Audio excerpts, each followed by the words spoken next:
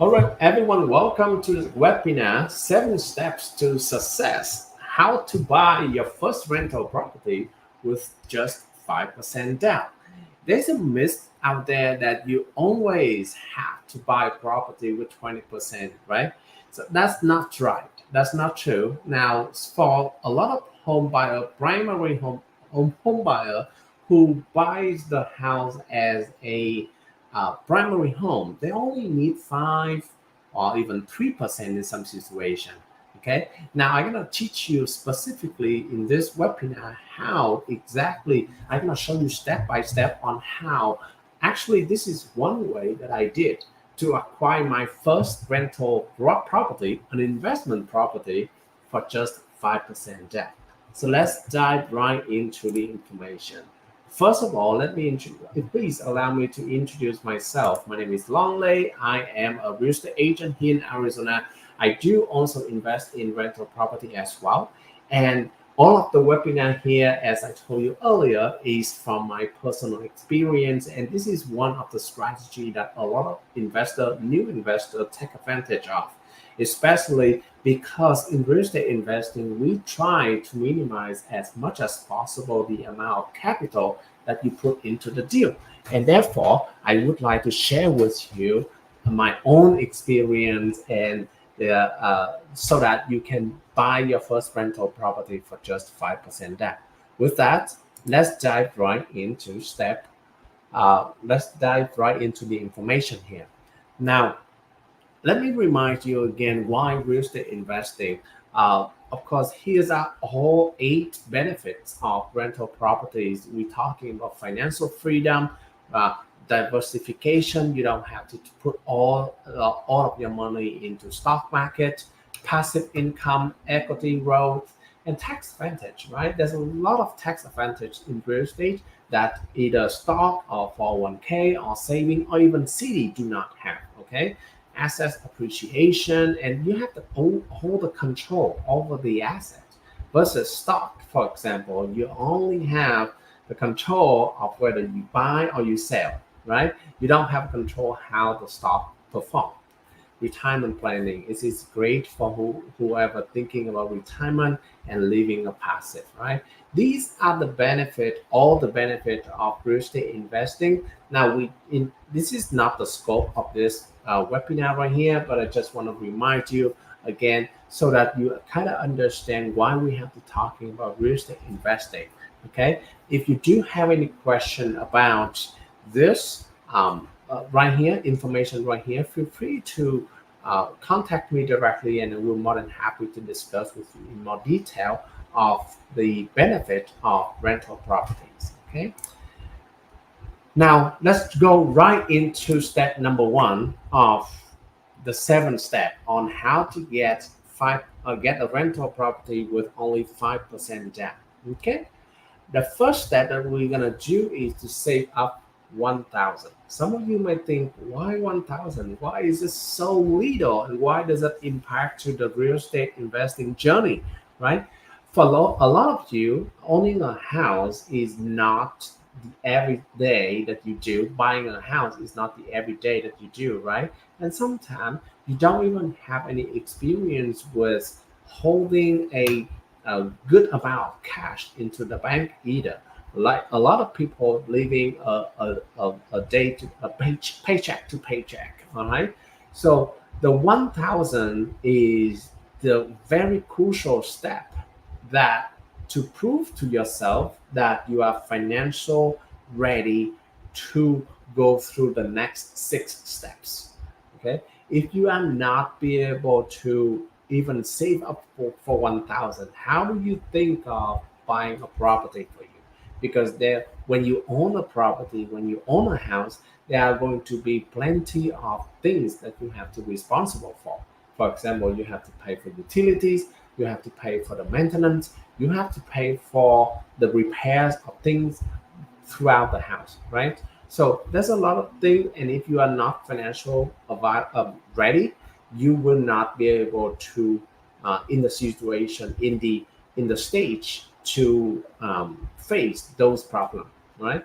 So the 1,000 is not is created, this step is created so that it is not becoming too much problem, but it is also a good starting point, to prove to yourself, to prove to everyone that you can do this. Okay, if you are able to save 1,000, you are ready for the next step, which is pay off your bad debt. Now, what is bad debt? First of all, okay, as American, we have a lot of debt in our life, right? We're talking about student loan, we're talking about car loan, we're talking about credit card, we're talking about personal loan, right? Those are the things that you easily to take on as you live day to day. But to be able to own a property, right? Like I said in step number one, this is a very big financial responsibility. So in step two, after you save 1,000, the next step is to pay off all of your bad debt. Bad debt is something that you actually get the loan, but you end up paying more. For example, if you buy clothes with 2,000. I don't know why you have to spend 2,000 on clothes, but somebody do. Okay, so let's say if you pay 2,000 on clothes, and then at the end of the month you are not able to pay off the 2,000, you will be charged interest. So at the end, you may pay more than 2,000. That could be 2,200 or 2,300.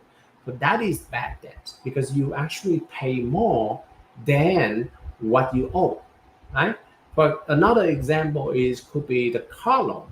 Okay, so if you take on a car loan and you you end up paying interest on that. Okay, that's number one.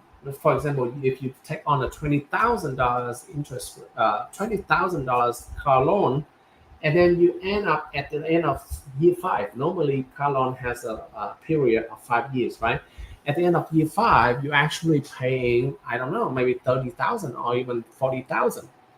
So that much different make you cost you more money, and therefore that is considered a bad debt. Okay.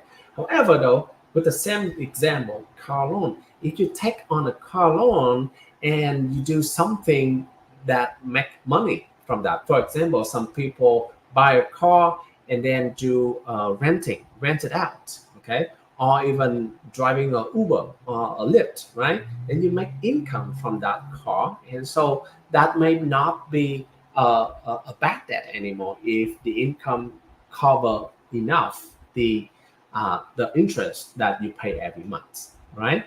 So that is whatever create a liability to you is considered a bad debt, and you have to pay it off. Why? Okay, number one reason. Okay, number one is if when you buy a house, because you only put 5% down, right? The remaining 95% coming from a loan. So, uh, given that you have the same amount of income, okay, if if you limit the amount bad debt as much as possible, then your income with the current income you are able to borrow toward your house rather than something else, because when the loan officer consider whether you qualify for the loan or not, they calculate a number called debt to income ratio. Like I said, if your income is the same and if your other debts, right, the debt is including the mortgage, the car loan, the student loan, the credit card, every debt, right? If you eliminate other bad debts, then with the same income you are able to borrow more for your house. Okay, so it's easier for you to borrow money to buy the house if you pay off your bad debt. Okay, of course, the other subsequent result of paying off some of the bad debt, so that you are not charged interest on that, is your credit score going to be improved, and therefore, because the credit score improve, you're going to have a better mortgage interest rate as well. So there's a lot of benefit in this step if you are able to achieve it. Okay, so that's step number two. Step number three is to actually save up for the 5% down of the property. Okay, So this one is actually the one after step one is to prepare mentally, financially, right? Step two, you're getting yourself, your financial situation ready. Some of you may ask, what if I don't have any bad debt? Right? Let's come back to step two a little bit. Some of you may ask, what if I don't have any bad debt? Well, then you can skip, go to step three, right? But after you pay off your bad, all of your bad debt, this is the time that you are ready to save up for the 5% debt. We don't want you to, I wouldn't recommend you to like doing step two and step three at the same time, because it's gonna take, actually gonna be longer. Because remember, the more time that you keep the bad debt, the more interest that you have to pay, and you end up with the same amount of money. You cannot pay it off as fast, right? So do step two, complete step two first, and then move on to step number three to save for 5%. And remember, you don't have to down 20%, right? It's only 5%. So that is the myth, like I mentioned earlier in the webinar, is that a lot of investors thinking, or even a lot of people, first-time home buyer, thinking they have to have a lot of money to put down on a house. You only need 5% this time. Some of you may ask, how much is the 5%? How do I know, right? That is the great question to talk with your local real estate agent. All right.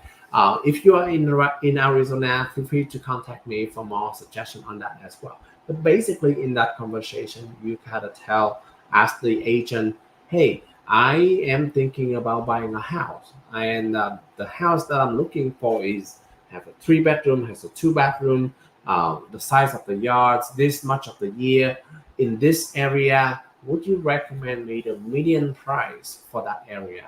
The agent should be able to tell you what the median sale price for the type of home you are searching for. For example, if it is in Chandler, right, maybe we're talking about 450 or 470, right? Then you, or maybe use an even number for ease of calculation. Maybe he's going to say 500 for your median sale price, okay? Then you could reverse engineer to do 5% of 500 is actually 25. And that is the number we are going to save up for, okay, for the down payment, okay? So that's the best way and the easiest way for you to find out exactly the number, okay? After you are able to save up for the 5% down, now you're ready for the next step, is to buy your primary home. We're talking about here, some of you may tell me, hey, you told me to buy an investment property. Now, why do I have to buy a primary home? But wait for me. Like I said earlier, if you strictly buy an investment property, you have to have at least 20% debt. This is the way around that you can get a property with only 5% debt. Of course, you have to stay in it for a little bit of time, but think about it. If you don't stay in this property, you have to stay in other property. So we're talking about either renting or living with your family. Either of those two cases are not an ideal for you, right? So that's why step four, after you have the 5%, after you're ready financially to take on the mortgage, in step four, you go buy a house. But you're not gonna buy any houses, okay? Because I'm teaching you how to do real estate investing. So you have to think, when you select a house in step number four here, try to select the one that potentially gonna make income for you. Why? Because in step number five, you're actually gonna share a room to another people and get extra income. So in step four, when you're searching for a house, discuss with your real estate agent too on the potential of renting out. Some of the people may be feeling comfortable with even sharing the same living space area, but some people might only feel like, oh, I only really willing to share the casita if it is a completely separate living space, right? I will be able to share. Okay, that's fine. But make sure that you discuss that with the agent so that you find the correct option for you. Okay. Step number five, share a room. What is the benefit of that? Meaning you still have to pay for your mortgage, right? So having someone paying you for that area that you share gonna help you reduce the liability that you have to pay on the mortgage. Okay, so uh, and uh, that could be make you, because this is only step five. We're not stopping here. We still have step six and step seven, right? So it's reduce the liability that you have to pay for the mortgage on a monthly basis if you are able to share that room. Some of you may ask me, what if I'm not comfortable of sharing the room with someone else? Well, that's a fair statement, right? And it's not for everyone. I understand that. So in some situation, I have to think we have to be creative. For example, you can rent to a family member, or like I said earlier, that you can find a property that maybe a duplex or a triplex, right? In which you can live in one unit, have your own space, have your own everything, and then share the other part of the property out. Or if you are not, if some people don't even like consider about um, sharing on the same plane, right? Then don't. Then skip step five. Step five is mainly to prepare you, uh, increase the amount of cash that you are going to get in step six. Okay. Why do I say that? Because in step five and step six is basically get ready for the last step, in which you're gonna get all the cash possible.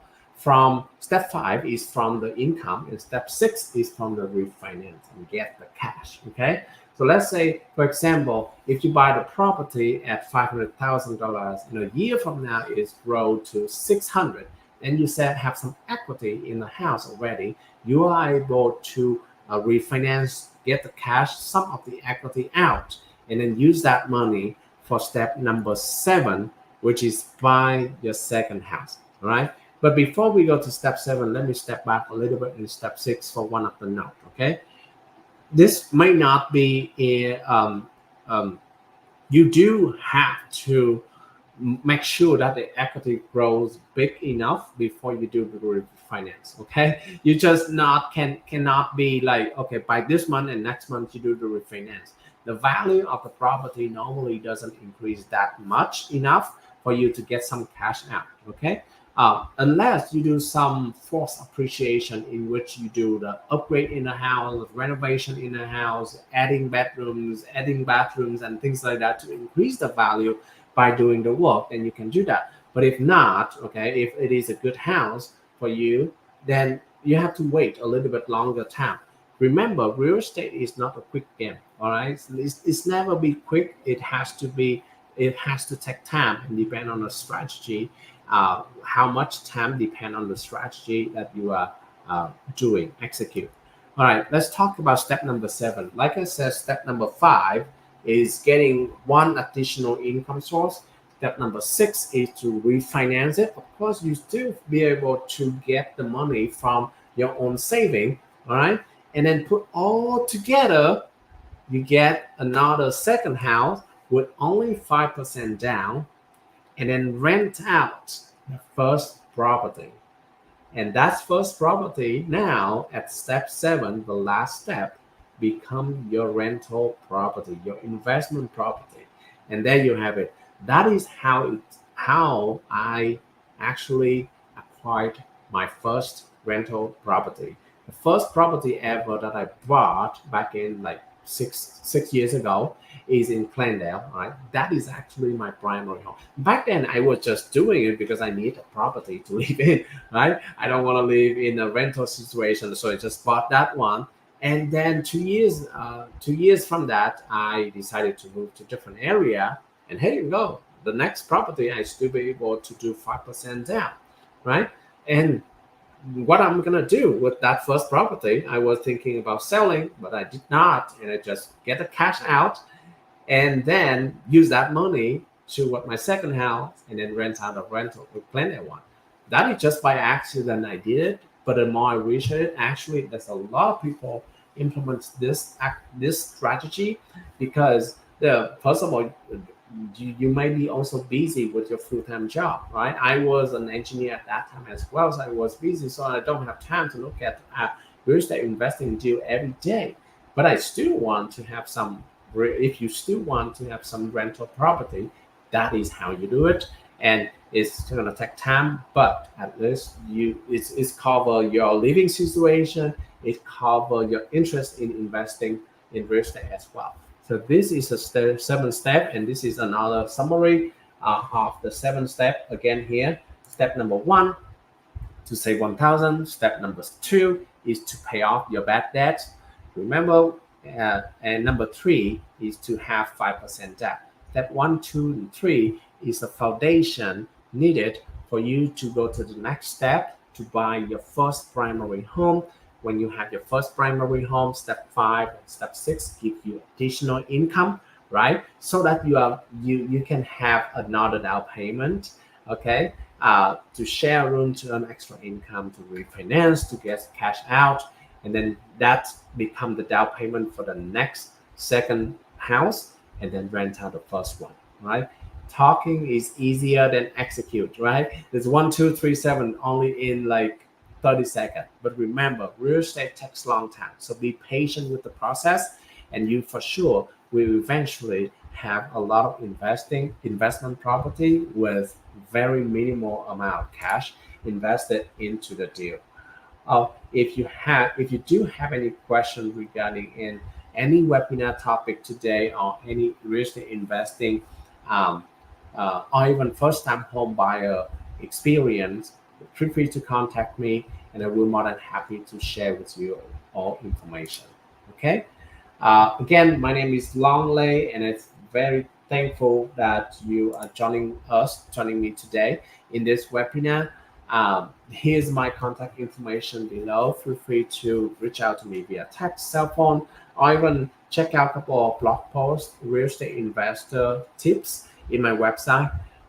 And if you feel this webinar is helpful, hey, we have another webinar, the same webinar, the bio webinar for uh, in next month as well. So if you feel this one is helpful, feel free to share the video with anyone that you feel will need my help in this area.